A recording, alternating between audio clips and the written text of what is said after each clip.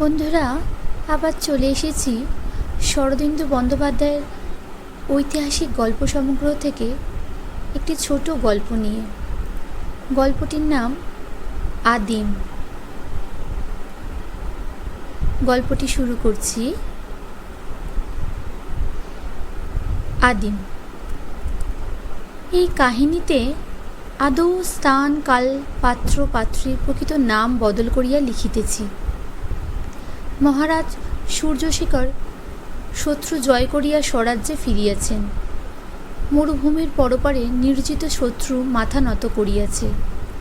মহারাজ সূর্যশেখর সহস্র বন্দী ও সহস্র বন্দিনী সঙ্গে করিয়া আনিয়াছেন। তাহাদের মধ্যে সাধারণ মানুষও আছে, আবার অভিজাত বংশের যুবক যুবতীও আছে। বড় সুন্দর আকৃতি এই বন্দি বন্দিনীদের। রজতশুভ্র দেহবর্ণ, স্বর্ণাভ কেশ, যুবতীদের দিকে একবার চাহিলে চোখ ফেরানো যায় না। মহারাজ ঘোষণা করিয়াছেন, 100 বন্দী ও 100 বন্দিনী তিনি স্বয়ং বাছিয়া লইবেন। বাকি যাহা থাকিবে প্রধান সেনাপতি হইতে নিম্নতম নায়ক পর্যন্ত সকলে পদমর্যাদা অনুযায়ী ভাগ করিয়া লইবে।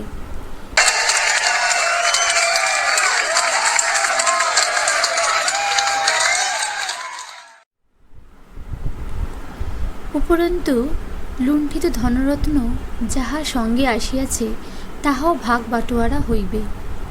একদিন অপরাহ্নে উত্তরায়ণের সূর্য মরুপ্রান্তে প্রজ্বলিত করিয়া অস্তোন্মুখ হইয়াছে।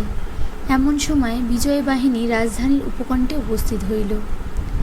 পুরোভাগে মহারাজ সূর্যশেখরের চিত্র বিচিত্র সোন লাঞ্ছন চতুর্দোলা, তাহার পশ্চাতে শিবিকা ও দলিকায় সেনাপতির দল, তারপর বন্দী বন্দিনী শ্রেণী এবং লুণ্ঠিত ধনরত্নবাহী যানবাহন, সর্বশেষে বিপুল সৈন্যবাহিনী। কিন্তু আজ আর সদল বলে পুরপ্রবেশের সময় নাই। মহারাজ স্বনির্বাচিত বন্দী বন্দিনীদের লইয়া ডঙ্কা বাজাইয়া নগরে প্রবেশ করিলেন। সেনাপতিরাও নগরে যাইতেছেন। তাহারা কাল প্রাতে আসিয়া বন্দী বন্দিনী বাছাই করিয়া লইয়া যাইবেন।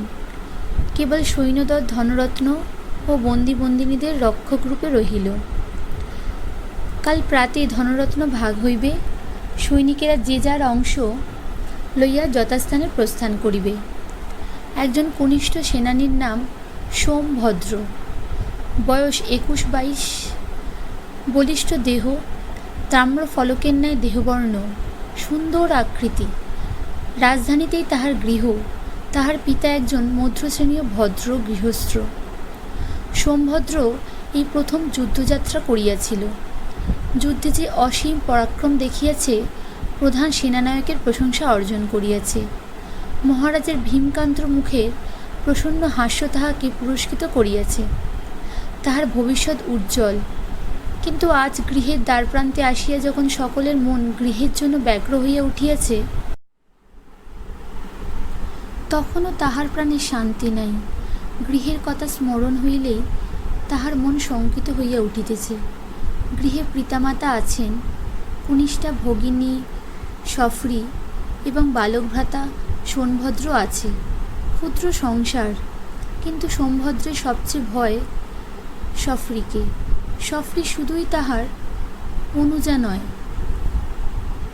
উদ্ভ্রান্তভাবে সৈন্য সমাবেশের প্রান্তভূমিতে বিচরণ করিতে করিতে সোমভদ্র গভীর দীর্ঘশ্বাস মোচন করিল। সৈন্যদল শত্রু বিজয় করিয়া ফিরিয়াছে, তাহাদের মনে চিন্তা নাই। তাহারা উচ্চকণ্ঠে গান গাহিতেছে, নিজেদের মধ্যে হুড়াহুড়ি করিতেছে। কাল প্রাতে তাহারা বেতন পাইবে, লুণ্ঠিত দ্রব্যের অংশ পাইবে, হয়তো 2-1টি দাসদাসীও পাইবে। তারপর মহানন্দে গৃহে ফিরিয়া যাইবে।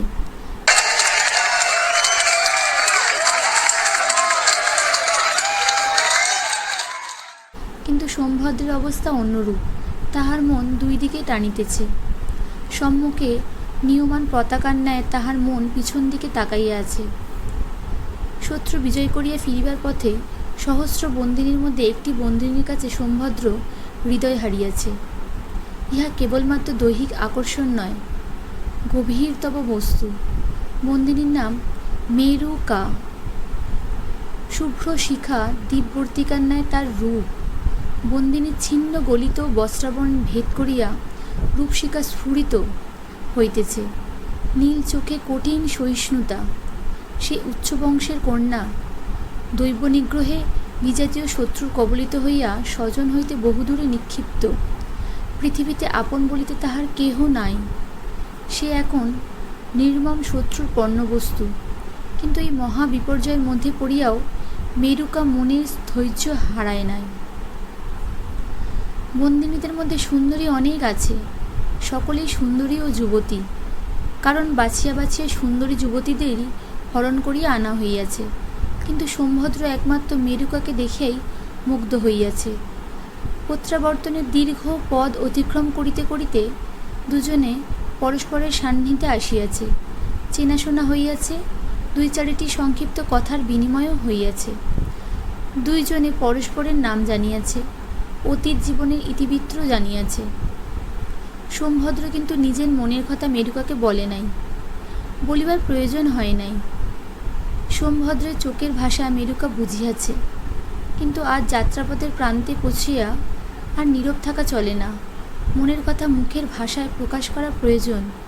তাই সোমভদ্রের মন এত বিভ্রান্ত, হৃদয়ে আবেগ আছে, শান্তি নাই। পথের প্রান্তে নয়, সে যেন দ্বিভুজ পথের কোন বিন্দুতে আসিয়া পৌঁছিয়াছে। সেনাপতিরা সকলে চলিয়া গিয়াছেন, সূর্য অস্ত্রগামী। সৈনিকেরা অপেক্ষাকৃত শান্ত হইয়া রাত্রি আহারের উদ্যোগে আয়োজন করিতেছে। সোমভদ্রের প্রতি কাহারও লক্ষ্য নাই। সে সহসা মনস্থির করিয়া বন্দিনীদের সাময়িক উপনিবেশের দিকে চলিল। বন্দী ও বন্দিনীদের পৃথক অবরোধ।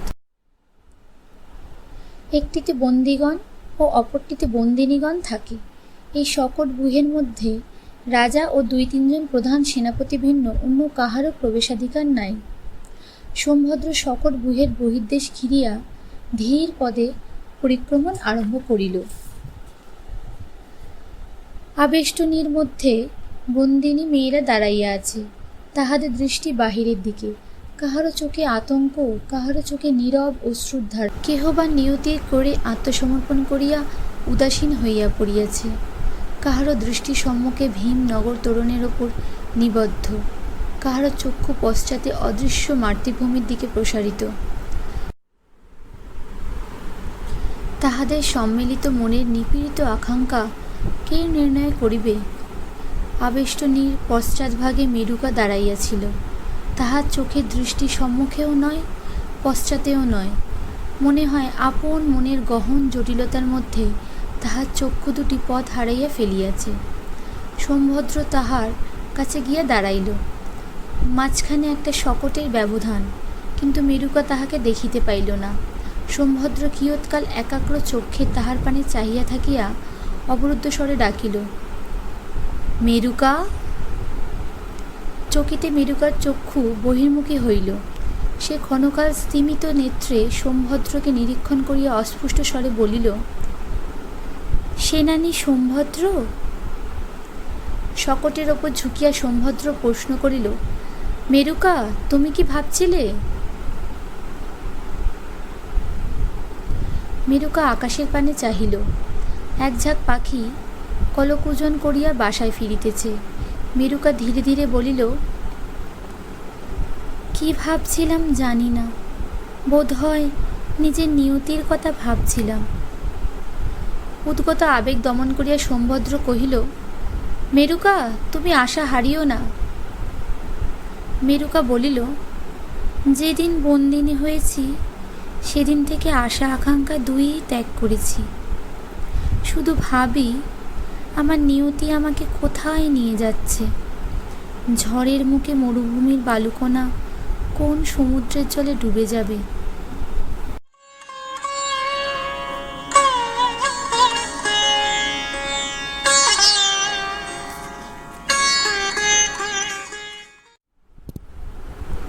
তাহার নিরুত্তাপ কণ্ঠস্বরে যে অপরিসীম হতাশা প্রচ্ছন্ন ছিল, তাহা সোমভদ্রের হৃদয়কে আলোড়িত করিয়া তুলিল। সে মেরুকার পানে দুই বাহু প্রসারিত করিয়া আবেগস্খলিত স্বরে বলিল, মেরুকা, তুমি আমার ভগিনী, আমি তোমাকে বিয়ে করতে চাই। দীর্ঘকাল নীরব থাকিয়া মেরুকা বলিল, ভগিনী, তোমাদের দেশে ভ্রাতা ভগিনী বিবাহ হয়? আমাদের দেশে হয় না, কিন্তু তুমি আমার ভ্রাতা নও। তুমি যদি আমাকে বিবাহ করো,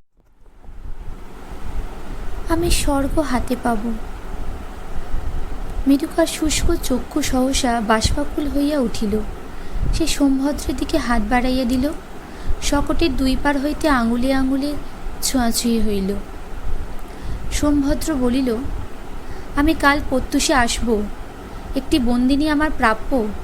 আমি তোমাকে বেছে নেব, তারপরে বাড়ি গিয়ে তোমাকে বিয়ে করব। মেরুকার অধর থরথর করিয়া কাঁপিতে লাগিল। সে কথা বলিতে পারিল না, কেবল দুর্দম আকাঙ্ক্ষা ভরা চোখে সোমভদ্রের পানে চাহিয়া রইল। সোমভদ্র যখন নিজ গৃহের সম্মুখীন হইল, সূর্য অস্ত গিয়াছে। দূরস্থ নদীর নিস্তরঙ্গ নীল জলে অস্তরাগের খেলা চলিতেছে। গৃহপ্রাঙ্গণের দ্বারে তাহার পিতা মাতা ভগিনী সফরী ও বালক ভাতা সোমভদ্র দাঁড়াইয়া। সকলের দৃষ্টি একসঙ্গে সোমভদ্রের ওপর পড়িল। মায়ের মুখে হাসি, চোখে জল, পিতার মুখ তৃপ্তি গম্ভীর। সোমভদ্র ছুটিয়া দাদার কাছে যাইবার উপক্রম করিলে পিতা তাহার হাত ধরিয়া তাহাকে আটকাইয়া রাখিলেন। কেবল সফরীকে কেউ আটকাইল না। সোমভদ্রকে স্বাগত সম্ভাষণ করিবার অগ্রাধিকার তাহারই। সফরীর বয়স 17। রূপ ও যৌবন মিলিয়া সাবলীন স্বর্ণাভ সফরীর মতোই তাহার দেহ। সে লঘুপদে ছুটিয়া গিয়া সোমভদ্রের বুকের উপর ছাপাইয়া পড়িল। কৃপড়ার মধ্যে মুখ কুচিয়া গদগদ স্বরে ডাকিল, ভাই। ক্ষণকালের জন্য সোমভদ্রের মনে হইল তাহার সন্তাপ শান্ত হইয়াছে, অঙ্গ জুড়াইয়া গিয়াছে, দেহমন ভরিয়া একটি পরিতৃপ্ত আনন্দ সুগন্ধি ফুলের মতো ফুটিয়া উঠিয়াছে। সে সফরীর স্কন্ধ জড়াইয়া লইল। সফরী মুখ তুলিল। দুই চক্ষে আনন্দ বিকীর্ণ করিয়া সোমভদ্রের অধরের কাছে অধর ধরিল। বলিল, চুমু খাও। সোমভদ্রের মন আবার অশান্ত হইয়া উঠিল। সফরীকে বলিতে হইবে, মেরুকার কথা বলিতে হইবে। সে সফরী অধরে অধর স্পর্শ করিয়া বলিল, সফরী, তুমি ভালো আছো? সফরী বলিল, উহ, কতদিন পরে তুমি ফিরে এলে। সোমভদ্র লঘু হাসিয়া বলিল, যদি না ফিরে আসতাম, যদি যুদ্ধে মরে যেতাম। সফরীর মুখের হাসি মিলাইয়া গেল। সে বুভুক্ষু চোখে কিছুক্ষণ সোমভদ্রের পানে চাহিয়া থাকিয়া বলিল, তাহলে তাহলে তাহলে আমিও মরে যেতাম। না, আর নয়, এ প্রসঙ্গ আর বাড়িতে দেওয়া উচিত নয়। সোমভদ্র নিজেকে সফরীর বাহুমুক্ত করিয়া বলিল, না, তুমি মরে যেতে কেন? কিছুদিন হয়তো আমার জন্য দুঃখ করতে, তারপর অন্য কারোর সঙ্গে তোমার বিয়ে হতো। সফরী। তাহার কথা শেষ হইল না। সোমভদ্র পিতার হাত ছাড়াইয়া ছুটিয়া আসিয়া বনবিড়ালের মতো তাহার পৃষ্ঠে লাফাইয়া পড়িল। হাঁচড় পাঁচড় করিয়া তাহার স্কন্ধে উঠিয়া বসিল। সোমভদ্রের বয়স 10 বছর। তিনজনে হাসিতে হাসিতে মাতা পিতার কাছে গিয়া দাঁড়াইল। সোমভদ্র নতজানু হইয়া মাতা পিতাকে অভিবাদন করিল। সফরীর চক্ষু সারাক্ষণ সোমভদ্রের মুখের ওপর নিবদ্ধ হইয়া রহিল। সোমভদ্রের আচরণে কোথায় যেন বিকলতা রহিয়াছে। সে তাহাকে ভগিনী বলিয়া ডাকে নাই, সফরী বলিয়া ডাকিয়াছে। কেন? বাড়িতে অনাড়ম্বর উৎসবের হাওয়া। প্রাঙ্গণে বাঁধা শ্বেত গর্ধবটি ঘন ঘন কর্ণ আন্দোলিত করিয়া কোমল চক্ষে চাহিয়া সোমভদ্রকে সম্ভাষণ জানাইছে। গরু, ছাগল ও মেষ নিজ নিজ ভাষায় সংবর্ধনা করিয়াছে। মা রন্ধনশালাতে গিয়াছেন, সফরী তাহার সঙ্গে গিয়াছে। পিতা প্রীতিম্বিত মুখে প্রাঙ্গণ বেদির ওপর স্থির হইয়া বসিয়া আছেন। কেবল সোমভদ্র জ্যেষ্ঠ ভাতার সঙ্গ ছাড়ে নাই। ছায়ার মতো তাহার সঙ্গে সঙ্গে ঘুরিতেছে এবং নানা প্রশ্ন করিয়া তাহার মন আরও উদ্ভ্রান্ত করিয়া তুলিয়াছে। সন্ধ্যার পর আহারের সময় সকলে সমবেত হইলে সোমভদ্র তাহার যুদ্ধযাত্রার অনেক বিচিত্র কাহিনী বলিল। সকলে মন্ত্রমুগ্ধের ন্যায় শুনিল। তারপর মাতা ক্লান্ত সোমভদ্রকে শয়ন করিতে পাঠাইলেন। সোমভদ্র সফরীর কোলে মাথা রাখিয়া নিদ্রালু হইয়াছিল। সে তাহাকে শোয়াইয়া দিয়া আসিল। ফিরিয়া আসিয়া দেখিল পিতামাতা ঘনিষ্ঠ হইয়া বসিয়া বিবাহের আলোচনা করিতেছেন। সোমভদ্র ও সফরী বড় হইয়াছে। সোমভদ্র যুদ্ধে কীর্তি অর্জন করিয়া ফিরিয়াছে। এখন আর বিলম্ব করিয়া লাভ নাই। যত শীঘ্র সম্ভব বিবাহ দেহা প্রয়োজন। কালই পিতা মন্দিরে গিয়া পুরোহিতের সহিত দিনক্ষণ স্থির করিয়া আসিবেন। সফরী দ্বারের কাছে দাঁড়াইয়া তাহার কথাবার্তা শুনিল। তাহাদের স্বর ক্রমশ গাঢ় ও স্মৃতিমধুর হইয়া আসিল। তখন সফরী শয়ন করিতে গেল। নিজের শয়নকক্ষে যাইবার আগে একবার সোমভদ্রের কক্ষে উঁকি মারিল। ঘরের কোণে প্রদীপের নিষ্কম্প শিখা মৃদু আলোক বিতরণ করিতেছিল। সোমভদ্র শয্যায় শুইয়া আছে। তাহার একটি বাহু চোখের ওপর ন্যস্ত, নিশ্চয় ঘুমাইয়া পড়িয়াছে। সফরী চাহিয়া চাহিয়া একটি ক্ষুদ্র নিঃশ্বাস ফেলিল। তাহার হৃদয়ে একটি প্রশ্ন বারংবার কাঁটার মতো ফুটিতে লাগিল। কেন কেন সোমভদ্র তাহাকে ভগিনী বলিয়া ডাকিল না? তবে কি সে আর তাহাকে ভালোবাসে না? তবে কি? সফরী নিজ কক্ষে গিয়া শয়ন করিল, কিন্তু তাহার ঘুম আসিল না। গৃহ নিঃশব্দ হইয়া গিয়াছে। বাহিরে নদী তীরে কশ্চিৎ হংস বা সারসের উচ্চকিত ধ্বনি শুনায়া যাইতেছে। নগর সুপ্ত, গৃহ সুপ্ত, কেবল সফরই জাগিয়া আছে। রাত্রে দ্বিপ্রহরে সফরী উঠিল। অন্ধকারে ধীরে ধীরে সোমভদ্রের কক্ষের দিকে চলিল। ঘরের কোণে দীপশিখাটি ক্ষুদ্র হইয়া আসিয়াছে। সোমভদ্র পূর্ববৎ চক্ষের উপর বাহু রাখিয়া শুইয়া আছে। সফরী নিঃশব্দে তাহার শয্যাপার্শ্বে গিয়া দাঁড়াইল। তাহার বুকে দুরন্ত ব্যাকুলতা আলোড়িত হইয়া উঠিল। আমার প্রিয়তম, আমার ভাই, এক রক্ত এক দেহ। আমরা পরস্পরের হয়ে জন্মেছি, পরস্পরের জন্য বড় হয়েছি। আমাদের মাঝখানে ব্যবধান নেই। আমরা কি কখনো আলাদা হতে পারি? শয্যাপার্শ্বে নতজানু হইয়া সফরী সোমভদ্রের বুকের মাঝখানে অতি সন্তর্পণে চুম্বন করিল। সোমভদ্র তন্দ্রাচ্ছন্নভাবে শয্যায় পড়িয়া ছিল। চমকিয়া জাগিয়া উঠিল। আজ গৃহে ফিরিবার পর হইতে সে সকলের কাছে মেরুকার কথা বলিবার চেষ্টা করিয়াছে, কিন্তু বলি বলি করিয়াও বলিতে পারে নাই। মেরুকার নাম কণ্ঠ পর্যন্ত আসিয়া ফিরিয়া গিয়াছে। মনে হইয়াছে মেরুকার নাম উচ্চারণ করিলেই গৃহের এই শান্ত আনন্দময় পরিমণ্ডল চূর্ণ হইয়া যাইবে। 17 বছর পূর্বে সফরী যেদিন জন্মগ্রহণ করে, সেই দিন হইতে স্থির হইয়া আছে তাহারা দুইজনে স্বামী স্ত্রী। দুজনে একসঙ্গে বড় হইয়াছে। কেহ অন্য কথা ভাবিতেও পারে নাই। তারপর যুদ্ধযাত্রা। কোথা হইতে বন্দিনী মেরুকা আসিয়া তাহার হৃদয়ে হরণ করিয়া লইল। সোমভদ্র প্রাণ ও মন দিয়া মেরুকাকে ভালোবাসিয়াছে, তাহাকে বিবাহ করিতে চায়। কিন্তু গৃহে ফিরিবার পর পিতামাতার মুখের পানে চাহিয়া, সফরীর মুখের পানে চাহিয়া তাহার মনে অপরাধবোধের গ্লানি আসিয়াছে। মুখ ফুটিয়া মনের কথা বলিতে পারে নাই। গৃহে ফিরিয়াই সকলের মনে আঘাত দিতে তাহার মন সরে নাই। কিন্তু এই কথা বেশিক্ষণ লুকাইয়া রাখা চলিবে না। কাল প্রাতেই সে মেরুকাকে আনিতে যাইবে। মেরুকাকে লইয়া গৃহে ফিরিবার পর কিছুই আর অজ্ঞাত থাকিবে না। পিতামাতা তখন কি করিবেন, সফরে কি করিবে, কিছুই অনুমান করা যায় না। তার চেয়ে আগেই কথাটা জানাইয়া রাখা ভালো। পিতামাতা যদি অমত করেন, তখন মেরুকাকে লইয়া সে অন্যত্র ঘর বাঁধিবে। তাহার অর্থের অভাব নাই। সে যোদ্ধা, যুদ্ধে কৃতিত্ব অর্জন করিয়াছে, অর্থও প্রচুর অর্জন করিবে। তবু সে বলিতে পারে নাই। বিক্ষুব্ধ মন লইয়া সে শয়ন করিতে গিয়াছিল। তারপর তন্দ্রার ঘোরে সে পিতামাতা ও সফরীর সঙ্গে তর্ক করিয়াছে। স্বপ্নে মেরুকাকে ভগিনী বলিয়া চুম্বন করিয়া জাগিয়া উঠিয়াছে, আবার তন্দ্রাচ্ছন্ন হইয়া পড়িয়াছে। এইভাবে অর্ধেক রাত্রি কাটিয়াছে। সফরের চুম্বনে ঘুম ভাঙিয়া সে উঠিয়া বসিল। চোখের জরিমা দূর হইলে দেখিল মেরুকা নয়, সফরী। তাহার মন অপ্রত্যাশিতভাবে স্বস্থ ও নিরুদ্বেগ হইল। সফরী একাকিনী তাহাকে সেসব কথা বলিতে পারিবে। সফরীর সহিত তাহার মনের একটি সংযোগ আছে, নারীর যোগ আছে। সফরী তাহার মনের কথা বুঝিতে পারে।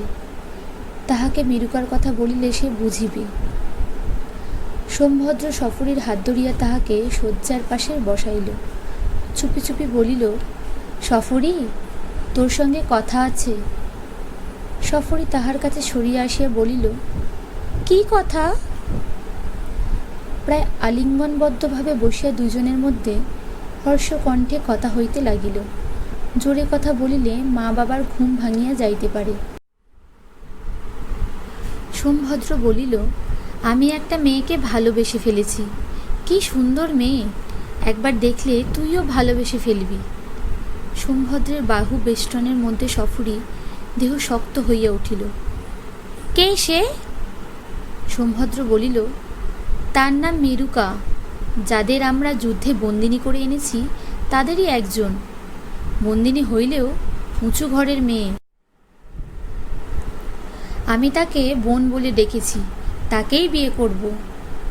সফরীর মেরুযষ্টি লৌহ সংকন্যায় ঋজু হইয়া উঠিল। সে ধীরে ধীরে বলিল, তাকে বিয়ে করবে? কিন্তু সে তো তোমার সত্যিকারের বোন নয়।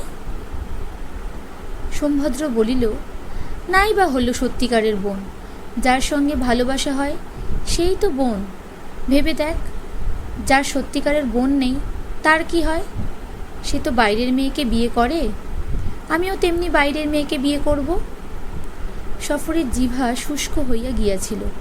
অনেকক্ষণ পরে সে বলিল, কিন্তু ওর তো ঘর নেই, ওকে নিয়ে তুমি যাবে কোথায়? অবশ্য স্ত্রীর ঘরেই স্বামীকে যেতে হয়, কিন্তু ওর যখন ঘর নেই তখন বাবাকে বলবো এই বাড়িতেই আমাদের স্থান দিতে। তা যদি তিনি না দেন তখন আলাদা ঘর বাঁধব। আর আমার কি হবে? কথাগুলি সফরী অতি কষ্টে কণ্ঠ হইতে বাহির করিল। সোমভদ্র তাহার কণ্ঠস্বরের মর্মান্তিক শুষ্কতা লক্ষ্য করিল না। সাগ্রহে বলিল, তুইও আমার মতো বাইরে বিয়ে করবি? শাস্ত্রে বলেছে মাঝে মাঝে বাইরে বিয়ে করতে হয়, নইলে বংশের অধোগতি হয়। কিন্তু তুই যদি নিতান্তই বাইরের মানুষকে ঘরে না আনতে চাস, তাহলে সোমভদ্র তো রয়েইছে, 2-4 বছরের মধ্যে ও জোয়ান হয়ে উঠবে। সফরী সহসা উঠিয়া দাঁড়াইল। আমি যদি বিয়ে না করি তাতেই বা ক্ষতি কি? তোমার যা ইচ্ছে তুমি করো তাই। আচ্ছা, এবার ঘুমাও। সোমভদ্র তার হাত টানিয়া বলিল, আমি ভোর না হতেই চলে যাব মেরুকাকে আনতে। মা বাবাকে তুই কথাটা শুনিয়ে রাখিস। আচ্ছা। সফরী তার হাত ছাড়াইয়া চলিয়া গেল। সোমভদ্র অনেকটা নিশ্চিন্ত মনে আবার শয়ন করিল। এ ভালোই হইল, পিতামাতাকে নিজের মুখে কিছু বলিতে হইবে না। সফরী নিজের কক্ষে ফিরিয়া গেল। অনেকক্ষণ শয্যার মুখ বুঝিয়া পড়িয়া রইল। মন বুদ্ধি অবশ হইয়া গিয়াছিল, আবার ধীরে ধীরে ফিরিয়া আসিল। তখন সে শয্যায় উঠিয়া বসিল। তাহার হৃদয় হিংসায় পূর্ণ হইয়া উঠিল। কোথাকার একটা ঘৃণ্য বিজাতীয় বন্দিনী রূপের লোভ দেখাইয়া তাহার ভাইকে ভুলাইয়া লইবে? না না, আমি দিব না, আমার ধন আমি দিব না। তার চেয়ে শয্যা হইতে উঠিয়া সফরী দেওয়ালের কুলঙ্গি হইতে একটি শল্য তুলিয়া লইল। পিত্তল নির্মিত তীক্ষ্ণ ধার শল্য। সফরীর পিতা একজন অতি নিপুণ ধাতুশিল্পী। তিনি এই শল্যটি স্বহস্তে নির্মাণ করিয়া কন্যাকে উপহার দিয়াছিলেন। সফরী শল্যটির সূক্ষ্ম অণি নিজের বুকের মাঝখানে ফুটাইয়া পরখ করিল। তারপর আবার শয্যায় আসিয়া বসিল। সোমভদ্র নিজ শয্যায় ঘুমাইতেছে। তাহার মন ওই মায়াবিনী রাক্ষসীর রূপে নিমজ্জিত হইয়া আছে। হয়তো ঘুমাইয়া তাহাকে স্বপ্ন দেখিতেছে। কাল সকালে সেই রাক্ষসীকে আনিতে যাইবে। না না, তার পূর্বেই সোমভদ্রের বুকের মাঝখানে যেখানে সে চুম্বন করিয়াছিল ঠিক সেইখানে এই শল্য বসাইয়া দিবে। তারপর শল্য নিজের বুকে বিধিয়া দিয়া দুইজনে একসঙ্গে পরলোকে যাইবে। জন্মাবধি যে বন্ধন আরম্ভ হইয়াছিল মৃত্যুর পরও তাহা ছিন্ন হইবে না। একই তরণীতে হাত ধরাধরি করিয়া তাহারা মৃত্যু নদীর খরস্রোত পার হইবে। সফরী দৃঢ় মুষ্টিতে শল্য ধরিয়া সোমভদ্রের শয্যাপাশে গিয়া দাঁড়াইল। তাহার নিশ্চিন্ত নিদ্রিত মুখের পানে চাহিল। সহসা অদম্য রোদনের বেগ তাহার বক্ষ হইতে কণ্ঠ পর্যন্ত ঠেলিয়া উঠিল। অতি কষ্টে বাষ্পোচ্ছ্বাস সংবরণ করিয়া সে ফিরিয়া গেল, নিজের শয্যায় পড়িয়া উৎস মুক্ত করিয়া দিল। না, সোমভদ্রের বুকে সে শল্য বিধিতে পারিবে না। শুইয়া শুইয়া অসহায়ভাবে সে মেরুকাকে গালি দিতে লাগিল। রাক্ষসী, পিচাসী, ডাকিনী, পিচাসী, রাক্ষসী, ডাকিনী। নদী তীর হইতে একটা সারসের ক্যাঙ্কার ভাসিয়া আসিল। সফরীর মনে হইল, সারস বলিল, ডাকিনী। ডাকিনী? এতক্ষণ সফরীর স্মরণ ছিল না নদী তীরের সরকাণ্ডের কুটিরে এক ডাকিনী বাস করে। ডাকিনী তন্ত্রমন্ত্র জানে, মারণ বশীকরণ জানে। সফরী নদী তীরে তাহাকে অনেকবার দেখিয়াছে, দু একবার কথাও বলিয়াছে। শীর্ণ কৃষ্ণকায়া, বিকট দশনা বৃদ্ধা, প্রায় উলঙ্গ অবস্থায় বাস করে, কিন্তু রাত্রে তাহার কাছে লোক আসে যাহারা মন্ত্রৌষধির বলে গোপন অভিসন্ধি সিদ্ধ করিতে চায়। তাহারা অন্ধকারে গা ঢাকাইয়া চুপি চুপি ডাকিনীর ঘরে আসে। সফরী ক্ষণকাল নিশ্চল বসিয়া রহিল, তারপর উঠিয়া নিঃশব্দে গৃহের বাইরে হইল। তীক্ষ্ণ শল্যটি বস্ত্রের মধ্যে লুকাইয়া লইল। সে ডাকিনীর কাছে যাইবে, ডাকিনী মন্ত্র বলে শত্রু নিপাত করিবে। গৃহ হইতে অল্প দূরে সরবনের মধ্যে ডাকিনীর কুটির। কুটিরের মাঝখানে মাটির ওপর অঙ্গার কুণ্ড, কিন্তু অঙ্গারে রক্তাভ আলোকে কুটিরের মধ্যে মানুষ দেখা যাইতেছে না। সফরী শঙ্কিত বক্ষে দ্বারের বাহিরে কিয়দ্দূরে আসিয়া দাঁড়াইল। বেশি কাছে যাইতে ভয় করে। সে কম্পিত কণ্ঠে বলিল, ডাকিনী।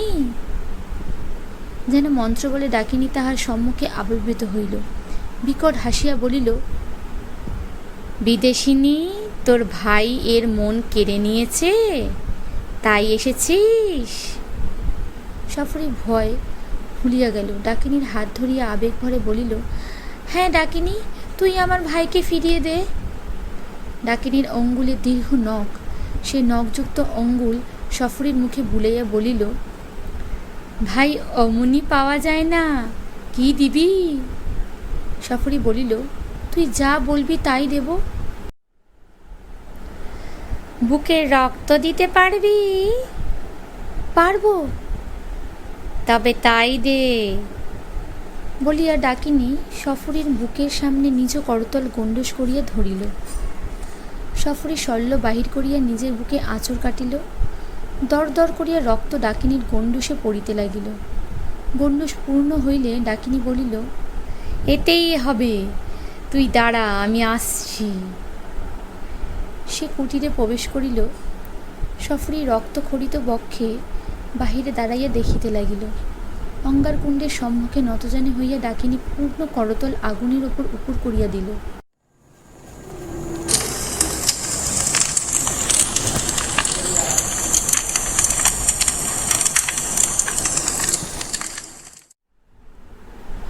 অগ্নি ক্ষণকাল স্মিত হইয়া রহিল, তারপর দপ করিয়া শিখা তুলিয়া জ্বলিয়া উঠিল।